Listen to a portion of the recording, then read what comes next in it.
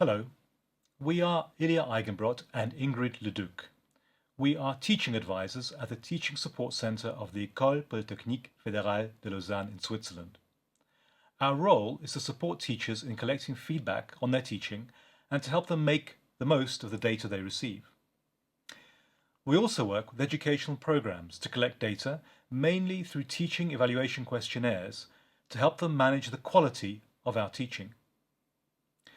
For program administrators, measuring and maintaining the quality of teaching in the institution, quality assurance, is key to their job. In this video, we will explain the value of getting feedback on your teaching, and we will present the main characteristics of a formal system for collecting feedback on teaching. This video will define formal and informal feedback channels, present the characteristics of student teaching evaluations, give advice on how to create your own teaching evaluation questionnaire, and present the evaluation system at our institution as an example of a formal teaching evaluation system. You may be familiar with the quality assurance system at your university.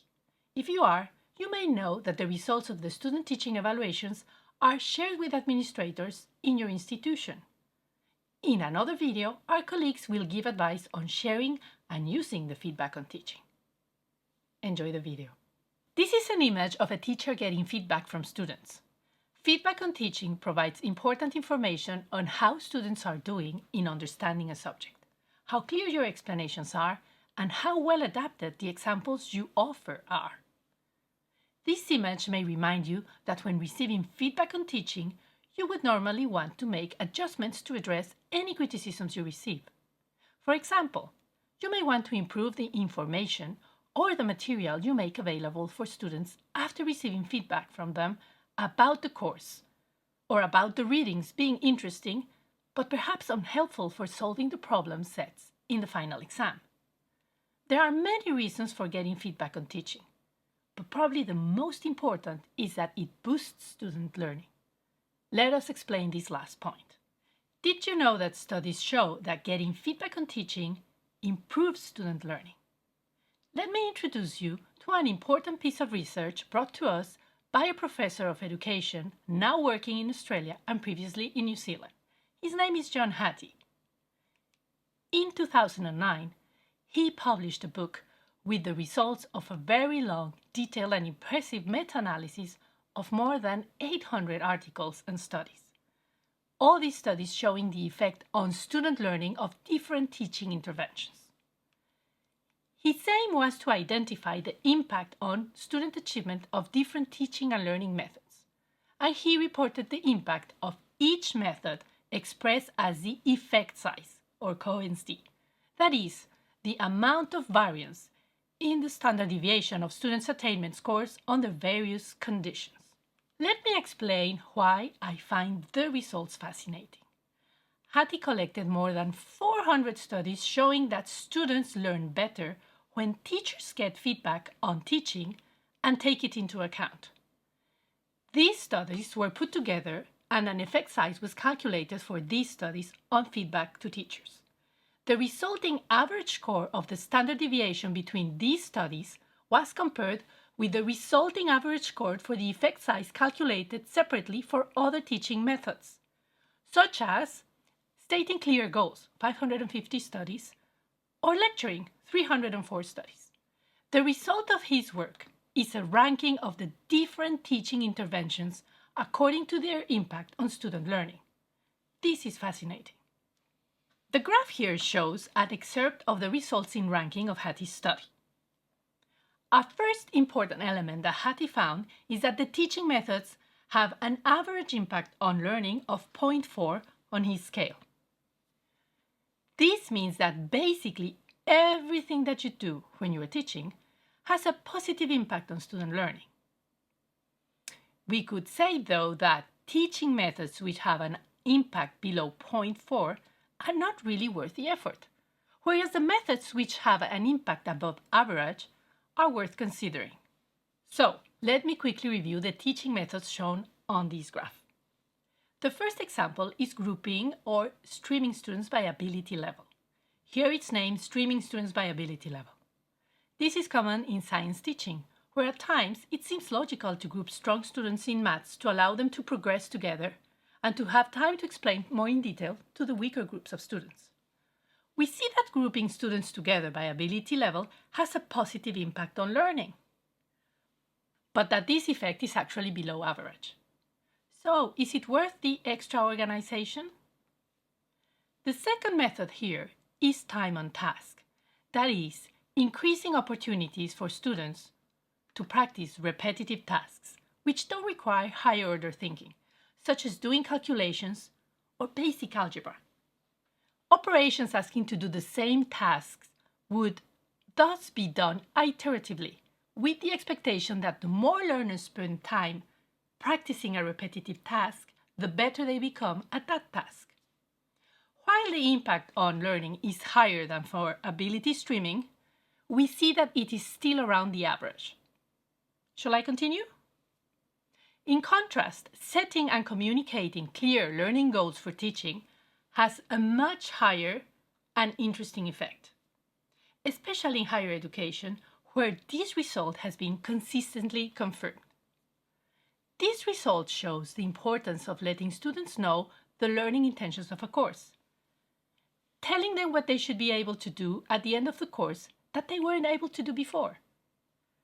The idea is that this information will lead students to focus their attention on the relevant explanations and the practical work that will then help them to reach that goal. A fourth method I bring to your attention is direct instruction, most commonly known as lecturing. Whereas a frontal lecture, when the teacher presents, can be slow and boring, when students engage by taking notes, asking and answering questions during a lecture, attainment increases above the point for average effect size. Now we get to the part that I find most interesting.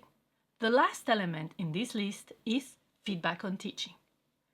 Now, Hattie concluded that feedback in general, that is, feedback to students and feedback to teachers, is one of the techniques that has the most powerful effect on learning. Feedback to students, say, happens when giving feedback on a solution or a project. This feedback helps students change how they work and focus on areas they need to improve. Now pay attention. Hattie concluded that feedback to teachers from students is even more effective than feedback to students from the teacher. It has one of the highest scores at 0.79.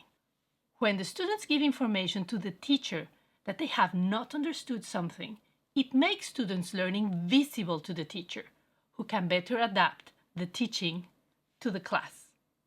But also, when students give feedback to the teacher after a course on what they preferred, what they liked, or what they disliked or never understood, this will help the teacher adapt a course for the next generation of students.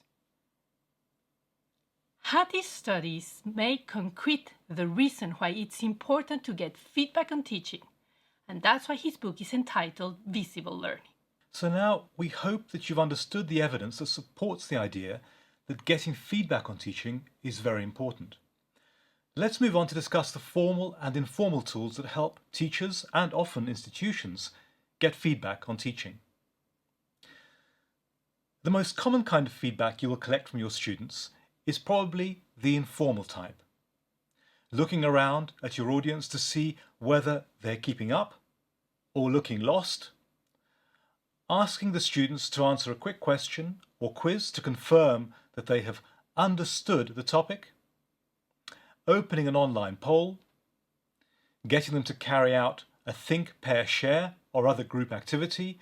These all give you more or less real-time feedback on how the students are progressing and whether some aspect of your teaching needs to be modified or adapted to suit the students' needs. This aspect of teaching comes naturally to most lecturers. Many lecturers who experienced having to suddenly switch their lectures to an online recorded format at the start of the COVID-19 pandemic told us how much they missed these informal aspects of live lecturing. At a departmental or institutional level, your university may already have some form of centralized student feedback evaluation system in place, either as a form of quality assurance. For example, it may be a requirement of an accreditation agency or body, or for internal quality control and continuous improvement. Such a formal student feedback system can never be perfect, because it is trying to please too many people at the same time. We will look at the details of this in a moment. However, as a teacher, it is important that you understand the advantages and disadvantages of the particular system you may be using, and to think about how you can use the data collected in your institution for the benefit of your students and for your own professional and personal development. A formal teaching feedback or evaluation system is trying to meet the needs of three more or less distinct groups of individuals. Firstly, the students.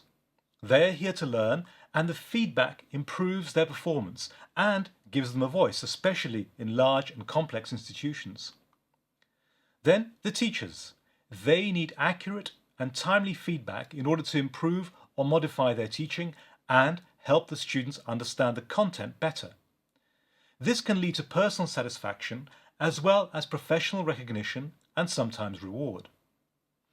Last but not least, the administrators of the academic departments, the programs, and the institution as a whole. They need accurate feedback in order to make appropriate staffing and planning decisions. Can you see the problem here? I like to call it the challenge of the 3 C's. If we consider the following 3 aspects of any formal feedback system, I hope you'll see what I mean. Firstly, the content. In other words, which questions do we want to ask the students? Next, confidentiality. Who gets to see the data? And finally, the calendar or the timing of the data collection and sharing. Think about the needs of the students. In terms of calendar, they want to give their feedback as soon as possible. The content they want to be as general as possible, as well as for the feedback to be completely confidential and anonymous. Compare this to the needs of the teachers. For the calendar, they want it to be quite late in the course, so that the students can understand the structure of the course. For the content, they want specific questions on new parts of the course they may have introduced, and they want the outcome to be confidential to the teacher in case the feedback isn't great. I hope this makes it clear that any system put in place can't meet the needs of all the stakeholders completely. It will always be a compromise. This is an overview of the teaching evaluation process we will describe in this video and the next. We have started by explaining things to consider beforehand, such as the reasons to get feedback on teaching, and its value to you as a teacher, to your students as learners, and to your institution. We will now present the task that shifts from the preparation to the application part of the process, focusing on the EPFL system. As long as everyone understands that, it's not a major problem. But it is important to have some kind of regular review system in place, so that the compromise becomes a dynamic one, which can change and adapt to the changing needs of the institution, the students, and the lecturers, or respond to external factors such as the COVID-19 pandemic and its effect on higher education. As an example, at EPFL we have a 2-step system in place, which we review more or less each semester. In the first step, which we call the indicative feedback, a few weeks after the start of each semester, students are automatically asked to give their opinion on one statement. Overall, I think that this course is good for each of their courses. This is done online via the university's academic management system called IS Academia. It is important to highlight that we are asking for feedback on the course, not an individual lecturer. The responses are recorded on a 4-point Likert-like scale: strongly agree, agree, disagree, strongly disagree. Participation is not obligatory. Students may also enter a free-form comment. If there are fewer than 6 responses, the results cannot be seen by lecturers or administrators in order to maintain anonymity. If there are more than 30% negative responses for any course, this automatically triggers a second stage of feedback collection, which we call the in-depth evaluation. Lecturers and their corresponding sections or departments are informed when an in-depth evaluation for a course has been triggered, so that a pedagogical advisor can discuss their specific needs and concerns with them. There are many ways to formulate the question used to gather in-depth student feedback on teaching. So let us briefly speak about the evidence which help us choose the right approach. Is this image familiar to you? Yes, it is a student evaluation of teaching, or a SET for short. Student teaching evaluations are the oldest tool used to collect and manage data on the quality of teaching. In 1997, Herbert Marsh and Lawrence LaRoche published a paper making student evaluations of teaching effectiveness effective, where they concluded that the main feature of an effective student evaluation of teaching is measuring multiple aspects of teaching. This multidimensionality strengthens other important characteristics such as validity. It measures teaching in different ways which are easy for students to understand. It is reliable and stable because after iterations of using the same questionnaires, results are reasonably comparable with results of other courses. Same thing with being measured. Also, we can compare results from other courses with its previous editions. Consequently, student evaluations of teachings are a solid basis for discussing possible improvements on teaching with a teacher advisor, such as myself, or with peers, or with the administration. In this paper, they explain what they consider to be the key dimensions of teaching to evaluate at the time. I will present now a revised version which covers more than those dimensions and with reference to the standard questions we use to evaluate courses at EPFL. The dimensions are the course organization. Are lessons coherent from one to the next? Are practicals related to the lectures? Also, is the supporting material coherent with the content seen in this class? The aims of the course. This point is about the perceived value of learning for students. That is, students would need to have a clear understanding of the reasons to learn a subject or develop knowledge-related skills. Isn't it common for students to ask, what's the point of learning about this topic and why am I here? The appropriateness of the content, which can be explored in terms of the level of difficulty, the amount of overlap with previous content or courses. Interest for students, is the content updated? Is it presenting cutting-edge material? Teachers' readiness to explain well the subject of teaching. These are questions that aim to collect data on the teacher's perceived commitment to make sure the subject is understood, the communication skills when presenting content, and the competency in explaining something complex in accessible way. The learning activities, which can be in class and out of class, the assignments. Are these helping students understand and apply concepts? The class dynamics. Are they promoting student-to-student interaction, such as opportunities to ask questions or working in groups and show understanding by sharing views and answering questions? Feedback given to students. Again, the opportunities for students to get feedback on their understanding of the subject and their performance that builds up towards preparing them to the final exam or to finish a project. The supervision or guidance provided by the teacher to students, for example, during practical work. These dimensions have also been studied as teacher presence. The assessment and examinations. And lastly, the course workload and difficulty of the study work demanded. This is often asked as the level of challenge and the quantity of homework. This multidimensionality will help to interpret the results as a whole. The course may be well organized, but the presentation lacks clarity. Or a course can be very dynamic, but the material was already covered in a previous semester. Now, I will provide some advice on the elaboration of effective student evaluations of teaching, building on Marsh's proposal, and updated with our own experience and respective inclusive language norms. These are the characteristics of an effective student evaluation questionnaire based on our practice. The questions are set from the point of view of the student. This will make it easy for them to respond, as they are giving their personal opinion. Also, it ensures the questions are worded in accessible vocabulary for respondents. Remember, students are not pedagogical experts and may be discouraged from responding if the tone of language is alien to them. Remember, a student evaluation of teaching aims to collect information about teaching or a course and not about the person of the teacher. Let me give you an example of how to formulate questions that are easy to respond to. You may want to ask, the teacher's lecturing style is well suited for this class. Here, students may have to read twice before understanding the question. Also, the answer would be more a guess than a confirmation of an opinion.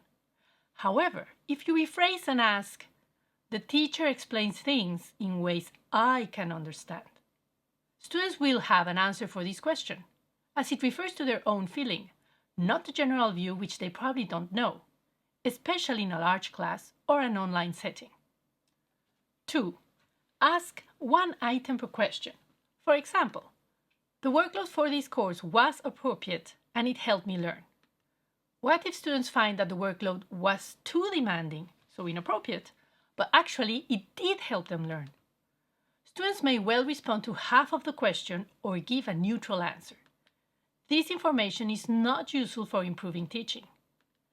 Pay attention to double-barrel questions. They confuse respondents and provide partially true results. What you can do instead is ask 2 questions. I found the workload appropriate. The learning activities, readings, exercises, helped me learn. 3. Student evaluation of teaching uses simple item scale for responding. If you have questions that require different type of answers, add them as different sections. Also, put the no opinion option far from the actual answers so that it is not in the middle and everyone ticks it out of laziness to think. Add the item with open comments. 4. Short open question complement the statistical results well. Add 1 or 2 open comments such as, the 3 takeaways of this course are, or the open question, use this space to add comments and make suggestions. Providing students with the possibility to write comments helps to understand answers. For example, if there is overall disagreement that the level of the course was adequate. Reading the comments, you may identify the specific disciplinary background students needed to swiftly follow your explanations. Lastly, if you're teaching a course online, stick to an online teaching evaluation format. That shows continuity. However, ensure the students can access the link and respond soon. Good practice is to devote 5 minutes of your last lecture for students to respond to the questionnaire, while you have a live or online session. If your teaching is asynchronous, inform and remind students to respond via email or through your course management system.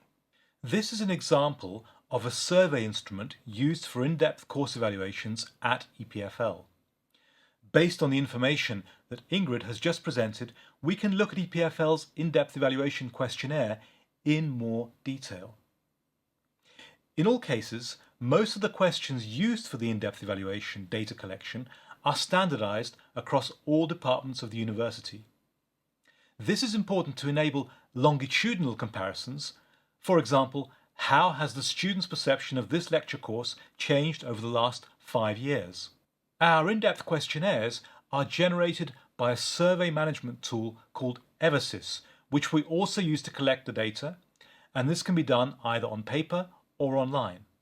Here is an example of a standard questionnaire showing what it looks like on paper and online. Remember, this in-depth evaluation is obligatory for those courses which get more than 30% negative responses at the indicative feedback stage, which we also call the smoke detector. In addition, such an in-depth evaluation is also obligatory at EPFL for all new courses, new lecturers taking over a course, and tenure track assistant professors who must do this for all courses which they are starting. In addition, it's obligatory for all courses every 5 years at EPFL to ensure constant quality control. Generally, the in-depth evaluation takes place in the last week of teaching or in the exam session, and data collection lasts for 1 week.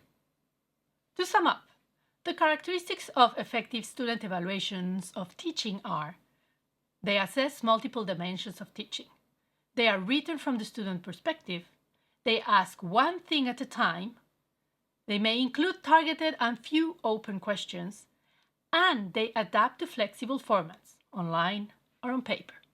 In this video, we have aimed to show you the research evidence that supports the importance for teachers to receive feedback from students.